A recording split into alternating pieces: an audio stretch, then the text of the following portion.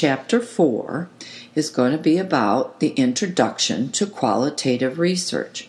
What I'd like you to do is please print or be able to view the article, A Path of Perpetual Resilience, Exploring the Experience of a Diabetes-Related Amputation Through Grounded Theory. And you can find that in the course documents section. Having this article at hand will help you in learning the difference between qualitative and quantitative research methods. Well, what is qualitative research? It seeks to answer the difficult why questions and can be explanatory and descriptive. It is often used when just beginning to understand a new phenomenon or if a new perspective is needed. Now remember, for all types of research, the question you ask drives the research method. Now, if you want to know more about relationships between variables, or you want to know what intervention will work best for your patient with cystic fibrosis, you would use a quantitative approach. However, if you want to know about the meaning of a certain diagnosis or how it feels to be a widow, you would use a qualitative approach. Now, a little bit more about qualitative research. The phenomena that a qualitative researcher wants to look at is studied in naturalistic settings. It attempts to interpret phenomena in terms of the meanings that people bring to them, and it is used when attempting to understand the nature of a phenomenon. Qualitative research data is in text form instead of numbers as quantitative is. There is little or no statistical analysis. Sometimes there's a few percentages when they describe the participants, or in other words, the sample, but no t-tests or other formulas are used. Now, the setting is where the people live daily. It is important because qualitative researchers consider the context to be very important in understanding the phenomena. Now, I want you to take this down, and I want you to highlight it, and that context is the place. Now, you can think of context as being everything that is related to the phenomenon of interest, but is kind of in the periphery. For example, in phenomenological research, if a researcher were interviewing a participant about being angry and a beloved cat jumps into the person's lap, the cat would be part of the context. Where in quantitative research, what do you think that cat would be? Well, it would be one of those awful extraneous variables that runs in and mucks up the study. Now, there are some beliefs of qualitative researchers that are a little bit different from quantitative researchers. Qualitative researchers believe there are multiple realities, and they also believe that there are similarities and differences in every person's experience. They think that reality is socially constructed and context dependent. The meaning of an observation is defined by its circumstance or its context. Now, to understand this, I want you to look around you, right where you're at, and I want you to take it all in. Now, close your eyes. Is what you were looking at still there? A quantitative researcher would say yes, because she believes that there's only one objective reality, and it does not depend upon someone experiencing it to be real. However, a qualitative researcher does not believe in one objective reality. What is real is only when it is perceived. It is subjective. Now we're going to talk a little bit more about this But I want to define some terms for this slide. Epistemology deals with what we know, what is the truth. Ontology is what is the nature of reality. And as we talked about before, context is where something occurs. Now, as you look at this slide, the perceived paradigm, which the beliefs are all listed under column 1, is actually qualitative research. And the received paradigm in the second column is actually quantitative research.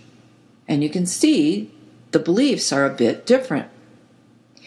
The epistemology of the perceived paradigm, or qualitative research, truth is determined by the individual or the cultural group.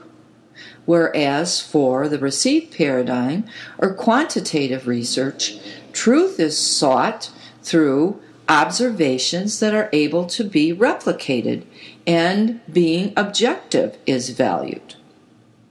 As far as the ontology, for the qualitative researcher, multiple realities exist, are influenced by culture and environment, whereas for the quantitative researcher, one reality exists out there, and it is driven by natural laws. The context for the qualitative researcher is emphasized, and value is placed on the rich details of the context in which the phenomenon occurs. Time and place are very important, whereas for the quantitative researcher, the context is minimized and value is placed on being able to generalize across contexts. The aims of qualitative research is description, understanding, transformation, and reconstruction, where for quantitative researchers, the inquiry aims at statistical explanation, prediction, and control. The values of the qualitative researcher are included and add to the understanding of the phenomenon, whereas for the quantitative researcher, any values are excluded and they detract from the inquiry aim. The researcher is an important active participant in qualitative research, whereas with quantitative research, they're a neutral observer. The methodology for qualitative research is dialogic and transformative, where for the quantitative researcher is experimental and controlled. Now I want to begin to look at the components of a qualitative research report. The review of the literature is similar to quantitative reports, but usually there is less published literature available. They may need to review studies with related or similar subjects, populations, or concepts. And in some types of qualitative research, they may wait to do the literature review until after the study is actually done. But usually have some kind of basic review just for justification for doing the study. Now, in our article, the Perpetual Resilience article, you can see that the review of the literature is quite similar to quantitative research. It ends in a research question, but that question is quite different from one that would be in a quantitative study. Now, as far as the explanation of the study design, it should be congruent with the philosophy of the qualitative researcher. Now, you're going to find there are several different types of qualitative methodologies, and each of them have a little different assumptions about the nature of reality for each of them, but we're going to talk about that in our next lecture. The study design may also use a particular qualitative method or may just follow the general tenets of qualitative research. In our article, they used the grounded theory method, and again, we're going to talk about that in our next lecture.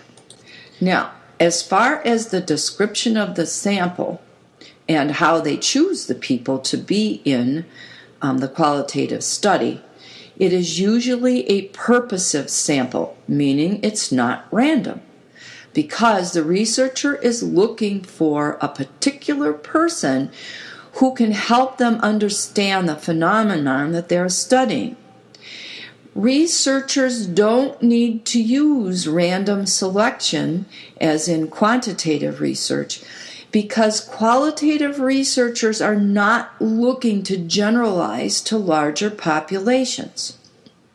The researchers in our article, they actually describe the sample with a few basic descriptive statistics, but not all qualitative methods even describe the sample.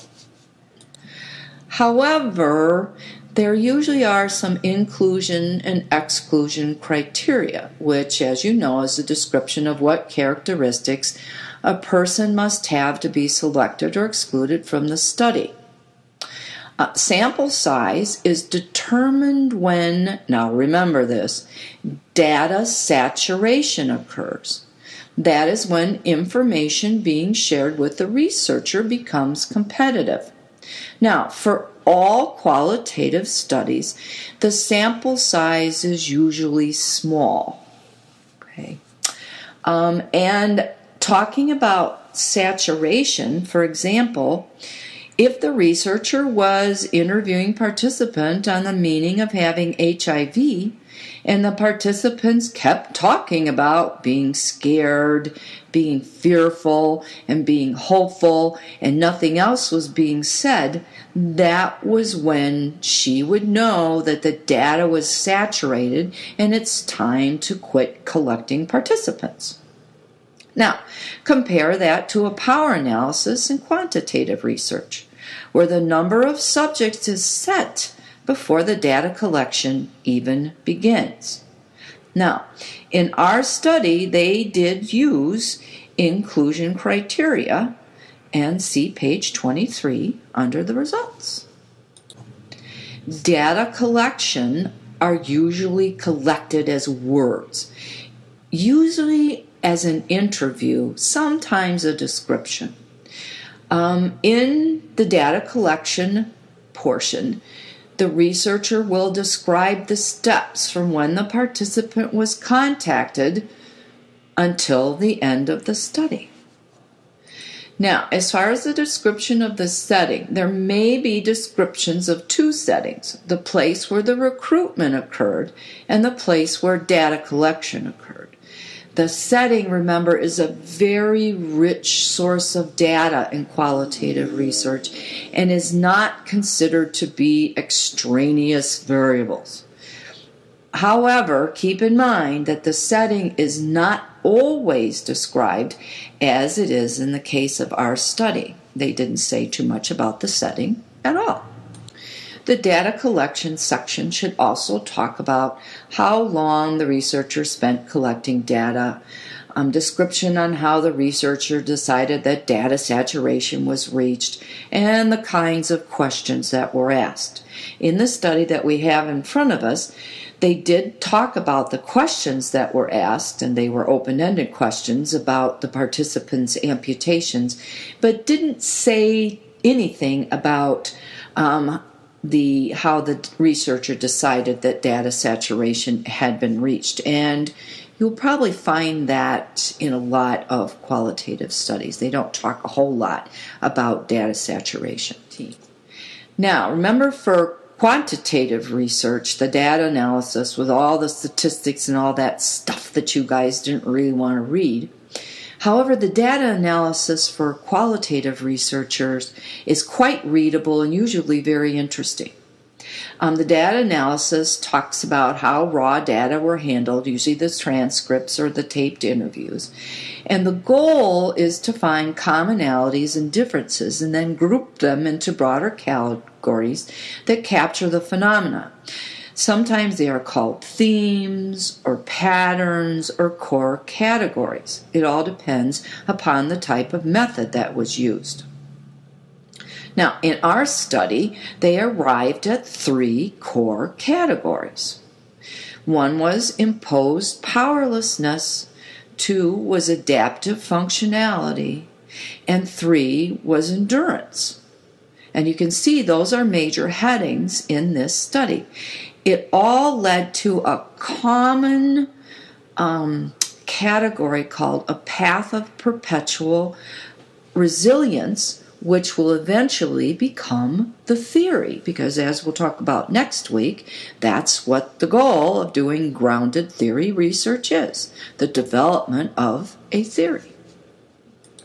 Now, the findings usually describe a process, a set of conditions, or a description of an experience. Themes are identified, and the process used to distinguish the theme is described. And keep this in mind. Quotes are often used to support these different themes, as we're going to see in our article. As you can see in each of the core categories, the researchers have placed quotes from the participants, and these support the naming or the categorizing of the information. Now, the conclusions in a qualitative research report summarize the results. They talk about the similarities and differences with existing literature. They talk about new findings or conceptual conclusion and suggest how to use the findings in practice or future research. And you can see in the discussion section of our article, they present the core ideas and they link them with other research studies, both qualitative and quantitative. And finally, the researchers suggest that this study will help healthcare professionals to have a richer understanding of amputation and how to help these people adjust to this phenomenon. Well, how can nurses use qualitative evidence? Number 1, and probably the very best, is to understand the experience of patients. They can use them to assess the patient's status or progress, to understand a range of responses from patients, and to provide anticipatory guidance. They can provide helpful information while coaching patients and improve communication between nurses and patients. However, qualitative research does not test intervention. It seeks to understand the patient's experience and may provide information necessary to pursue quantitative studies, and may be used, as with our article, for theory development or the extension of a theory. In summary, qualitative research seeks to understand a phenomenon. It considers the context as very important, uses purposive samples, collects data until saturation occurs, usually describes a process, a set of conditions, or an experience, and identifies themes, patterns, or core categories and theories. And this ends the prelude to our next lecture, which is the qualitative research design.